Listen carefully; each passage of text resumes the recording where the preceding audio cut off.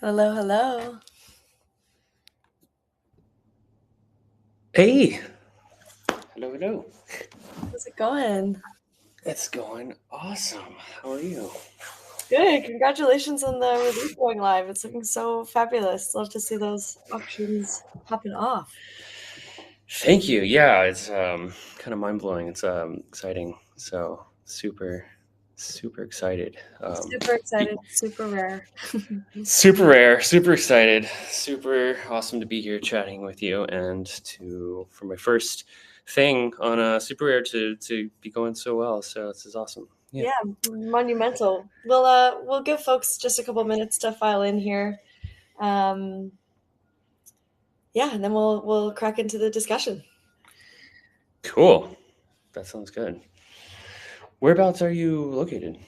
I'm in Vancouver, Canada, right now, so Nice. there's a little crypto pocket here, but mostly out of the stream of where most folks are tuning in from. How about yourself? Yeah.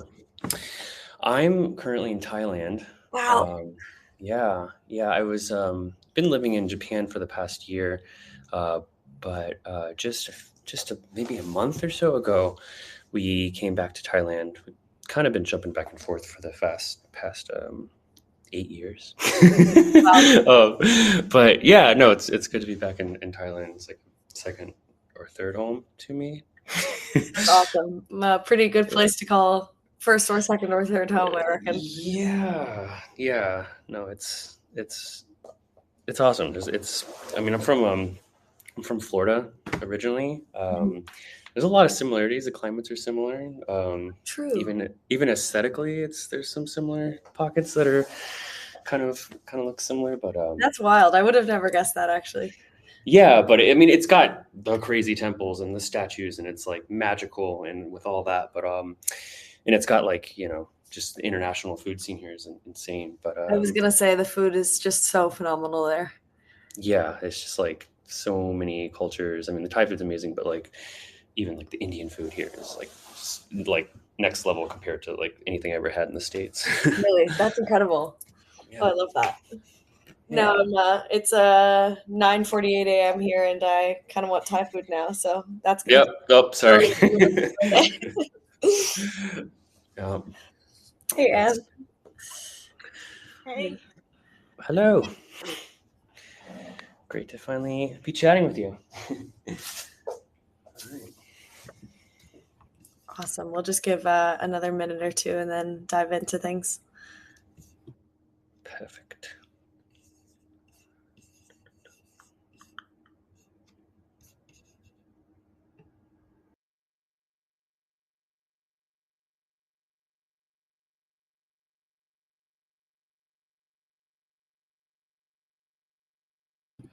Awesome. It looks like we've got some folks filing in here. So yeah, I'll kick off with a little intro, and then we can get into the discussion about your background, this release, this body of work.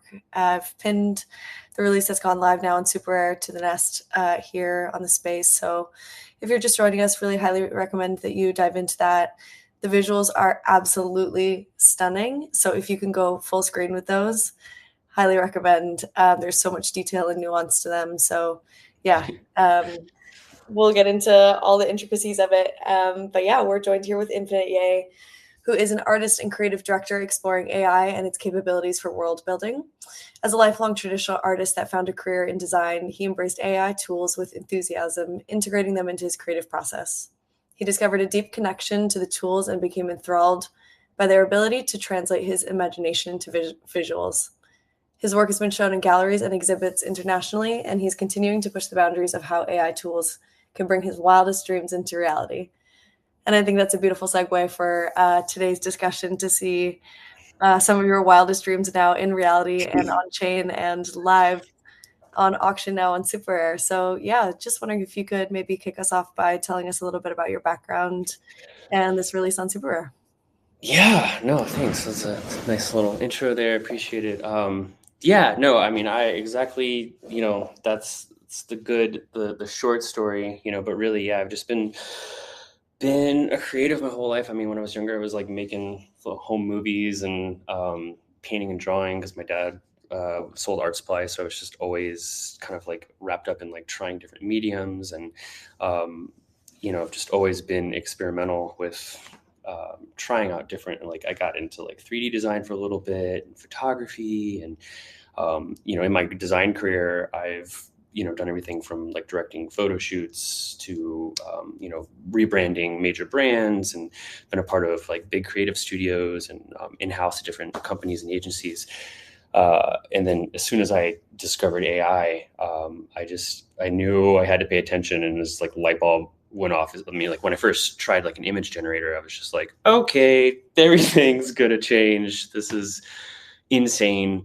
Even then, like thinking back to like it was just like 3 years ago when I first tried one, and I was just like, they were so like blurry and goopy looking, and like but Goofy looking is it's such a good yeah, word to describe it. everything's just like melting into each other, into itself. And um I was just, even then I was just like, this is so exciting.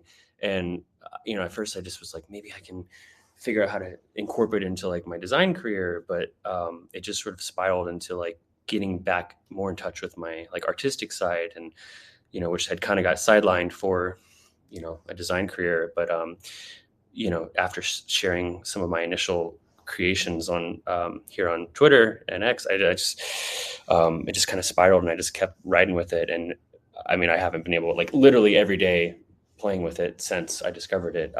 And yeah, I mean, I just for this release, I mean, it's sort of, this is like the culmination of I finally feel like like the tools we have available. It's just mind blowing how high quality we can, from what it was 3 years ago of like the, melting people. I mean, you could, things still melt into each other. I mean, and I clearly embrace that. But you can have such a higher level of control now with, using a variety of tools. And with this collection, it's sort of coming off the back of this larger collection I did. I did a Braindrops 300-piece collection. And I spent over 6 months on that. And it went amazingly well. I'm so grateful for how well it was received. But during that time period, I learned so much about myself and art. And if you ever like focus on a creative project for that amount of time, with that many pieces, especially at the level of detail I was going with all the pieces, it was just a transformative experience. I mean, I felt like I just learned so much, so many new workflows I figured out, so many new, things that I wanted to say. And coming out of that, I had, just such a rush of like all the stuff that I learned. When you're doing a big collection like that, I was kind of like cramming in pieces at the very last minute, that there was still so much that I wanted to say and do that I didn't get to, that I feel like this is sort of, a culmination of that. I didn't want to just like tag on some pieces that could have been exactly in that collection, but it's more of an extension, and a further refinement of just like focusing on, kind of the more than ever, it just really kind of summing up this kind of crazy era of just like overstimulation. There's so many, I mean, even in just simply the world of AI, so many new tools. We're all glued to all of our different devices, and the world's kind of crazy. And I think that, my brain is like that a lot of the times, just like a whirlwind of all the different things I'm doing. I mean, I have 2 kids. I'm living internationally. I'm working a variety of different jobs, and I'm trying to do art. And, so, my pieces can, yes, there's a lot of detail and kind of a controlled chaos. But it really is a reflection of my life in a lot of ways. And so I really, especially with the control of the tools now, I really tried to channel that, and just sort of capture a lot of these, it's just that feeling of, there's so many, when you look at the pieces, there's so many different little details you can kind of catch on to.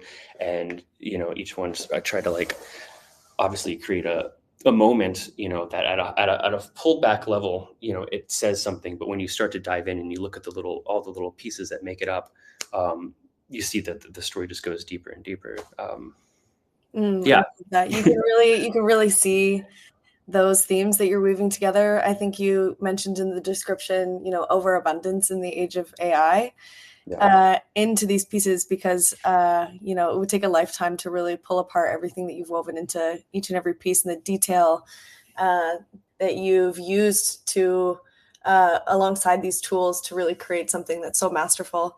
I'm curious if there was maybe a moment in your life or an event or any kind of revelation that preceded this collection and pushed you to want to work with these themes of overabundance in the age of AI. Yeah, I think it's you know, when I am, I've had, been diagnosed with ADHD my whole life, and I've always been one to sort of, um, you know, dabble in a lot of things, whether I'm like making music and working and trying to raise a family and um, always trying to like do my own entrepreneurial things and start businesses and stuff. My I think it is a reflection of sort of like my brain, and it's really interesting. Like if I showed you some of the art from when I was younger, or from my more traditional stuff, it's extremely detailed as well. I've always sort of like, it was meditative to sort of like sit down with a pen and paper, and I would draw like really intricate little things, and like start in the center and kind of spiral out and make these big blobs of like tons of details. And it was meditative for me. And I think playing with AI, at first it is, it was sort of just exploratory of like, wow, I can put in a bunch of my ideas and like see them visualized. And even though there is that little bit of like a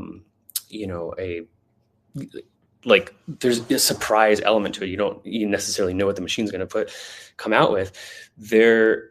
The tools have evolved to where you can control it so much more, and you can learn how to work with it. And I think without spiraling into a different realm, I think, to get to your question, like there wasn't necessarily a specific moment, but it's definitely um, a culmination of just being wrapped up in the times that we are, and especially with that coming off of the collection, Building New Realities. I was thinking of these themes the whole time I was building it, and thinking of different angles of how to reflect what's going on in the world of AI and how it is relating to our lives.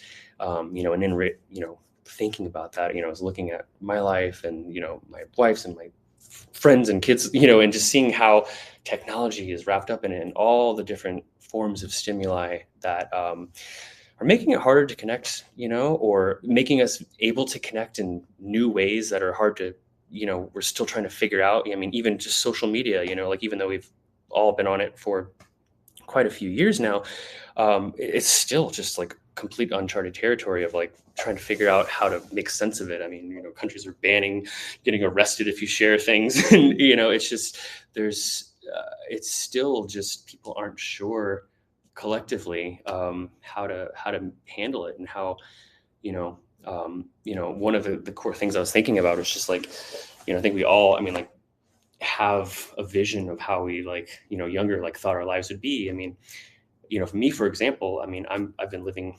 internationally for a while, and we just got a house last year, but it's been hard to like find, like, to build a true home. Like when I grew up in like the suburbs in Florida, I envisioned having the whole American dream, like living in the suburbs and having a nice house and a yard. And I think so many people, maybe coming from America, like dreamed of that. And now it's harder. Like houses are more expensive, and life is pulling us in so many directions that it's I think we're all having to kind of evolve, maybe how we thought our lives were going to go, and I think that was one of the core themes when I was building this collection. I mean, even the one piece with the girls in the house, that I was, when I was working on that piece, was thinking of just like how much I've just wanted to build a home, and so many of us wanted to like just settle down in so many different ways. And even though it's exciting to go out and explore and create, and so many people want to travel,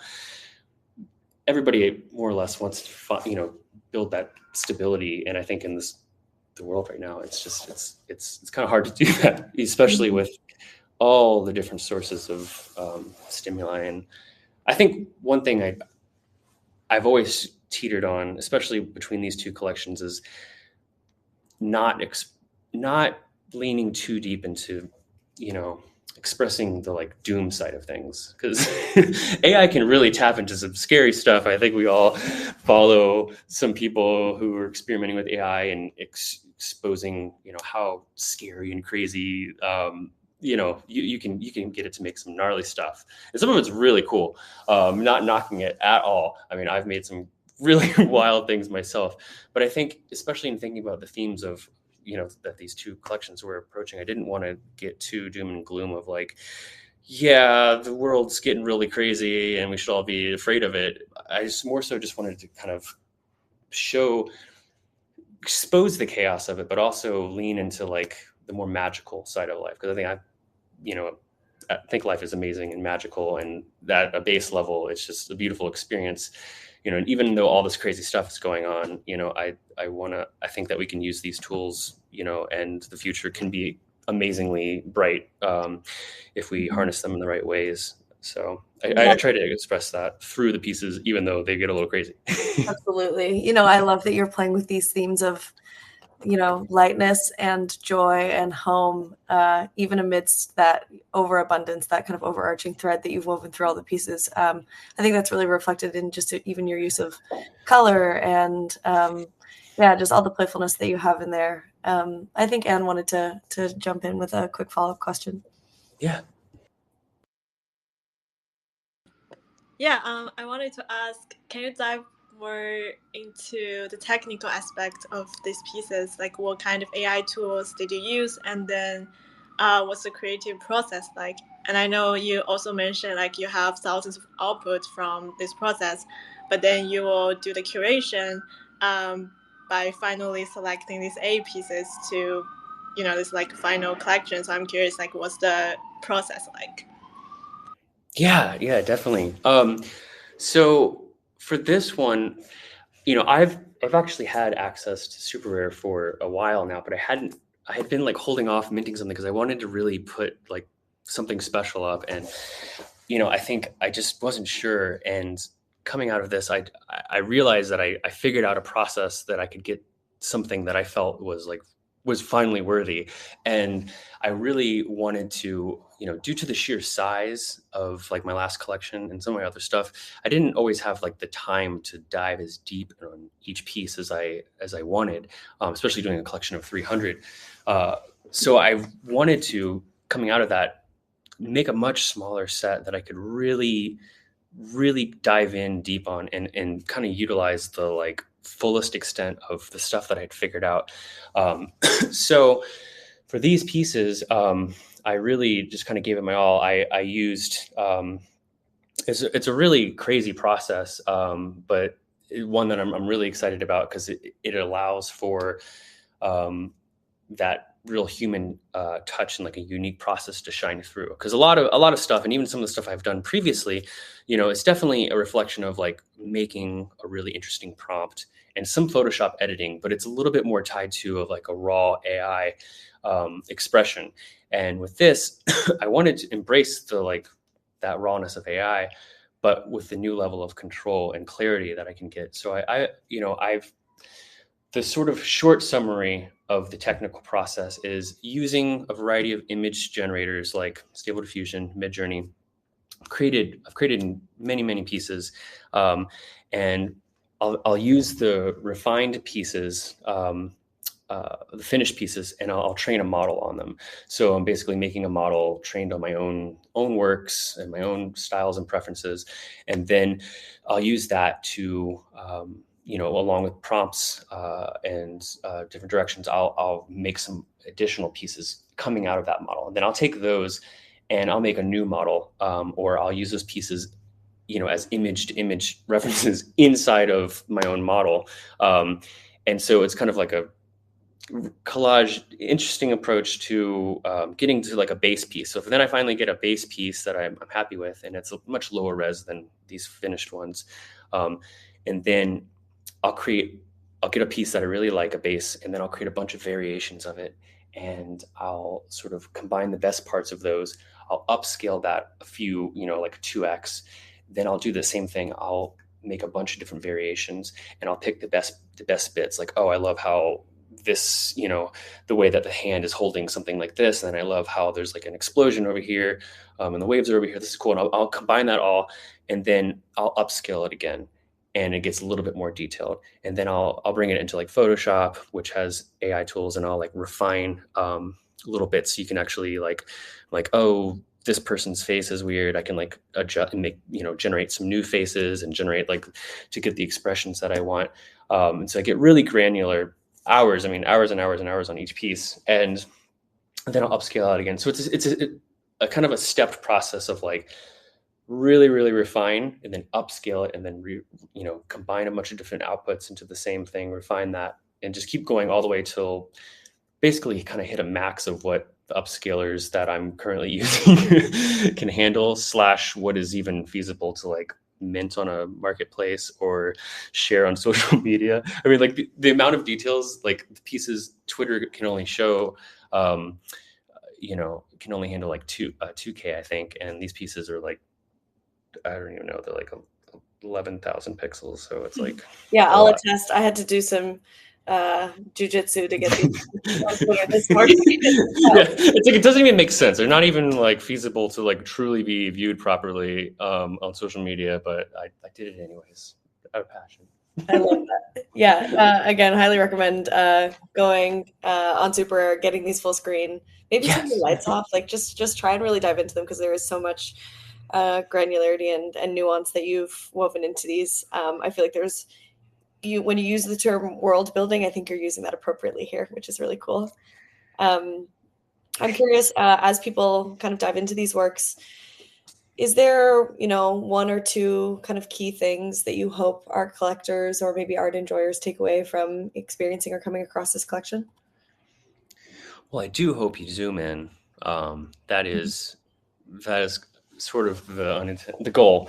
On one level, I do hope if you open them up on Super and you open up the like raw file, you zoom in and really kind of check out some of the details, because there's lots of little surprises and hidden things, and just little mini scenes that add to the larger story of the piece, that you can really only be appreciated if you do zoom in. And yeah, I don't know. I mean, with all of my art, even though, there's like, you kind of got to, at least as an artist, I always have to kind of struggle with that balance of like wanting to just let it kind of flow and put myself in a state where I'm and try to build up processes where I can like truly just kind of create and experiment and not be too overbearing, and like let whatever AI, I love to collaborate with AI because it does bring out interesting ideas. I like to embrace that and kind of go down rabbit holes and explore and want it to come out. But at the same time, I also want to create some things with intention, obviously. And, the intention side of me wants to create artwork that hopefully inspires people and kind of reminds them of the magic of life. I mean, my pieces are obviously like pretty surreal and, sometimes magical, and sometimes they're weird or wild. And I think that, we can all get caught up in like the mundane routines of life. And, I think that's why we all turn to art, is for either an escape or some sort of a reminder that there's beauty or, romance or magic in life. And, I think I've always sort of connected with that like magical side of life, and just hope to create art that does that just sort of reminds you of like life is is magical. This is, if you're looking at art, like this is crazy. Where did this come from? How is this possible? So I do, I've always gotten that feeling from looking at like intricate maximalist kind of leaning art with like lots of details, or like listening to bands like, or music like Radiohead, for example. Like they're a band that always has just like tons of layers to their music and details and, granular things. And, other artists that, create art that just has that layer that maybe from a high level gives you something, but when you like look in closely or you listen closely, you can discover more. And to me, that's all inspiring. So I think that over time, that's sort of the work that I've ended up creating.